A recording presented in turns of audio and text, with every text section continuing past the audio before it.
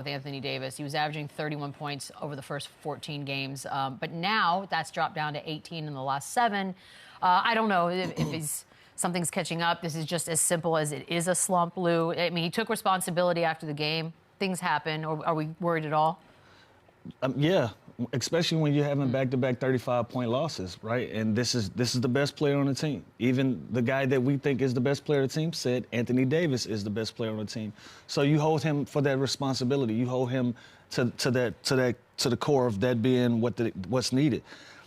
Again, he got to get back to playing with force, playing with a pace. Like the early on in the season, the success that you saw from the Los Angeles Lakers, it came from him playing downhill. It came from him having his back to the basket, putting pressure on bigs.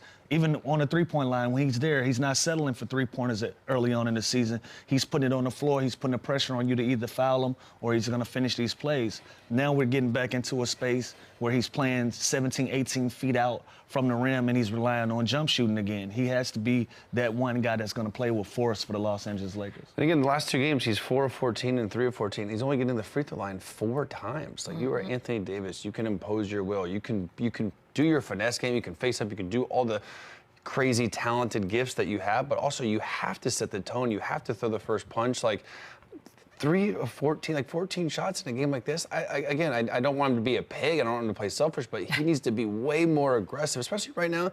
His team needs him. Like in Atlanta, like he needs to be uber aggressive, set the tone, and do what he does that makes him so successful. Be active. Go try and block everything. Like when you that's what people get frustrated with him, because you see him kind of float. You don't see him play with that motor. Like he when checks he plays out with, a little sometimes. When he plays with that aggression, he's so good. He's a top 5, top 10 NBA player in the world when he plays with that. When he's not, he's just one of the guys, which is just unacceptable how good he is.